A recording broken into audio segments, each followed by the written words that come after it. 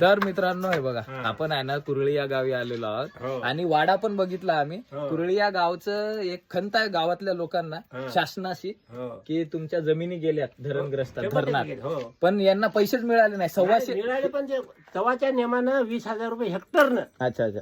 पण 8,000 रुपये एकर. हा, आणि आता किती लोक मेले म्हणतात तुम्ही? पण 1,200 लोक असे गेले. 1,200 लोक पैशाची वाट पाहून पाहून मेलेत असे, पण ते नाही. आणि दुसरी गोष्ट आहे ना, आजोबा वरच्या लोकांना सांगा. कोणत्या वरच्या ना वरपर्यंत पाठवा व्हिडिओ तुमचे संबंधित कुरळी कोणत्या मतदारसंघात येते? उमरखेड मतदारसंघात. तो आमदार खासदारांना जे कोणी असतील ना त्यांना मेन्शन करा नक्की व्हिडिओ, त्यांचे इंस्टाग्राम आयडी असेल तर. आणि आजोबाचं साहित्य पहा, दाढी करायचं. आता ट्रिमर नाही आमचे, आता मशीन न करतो ना माहित आहे, आम्ही. आमच्याजवळ आता हे साहित्य नाही म्हणून दाढ्या वाढल्या आमच्या.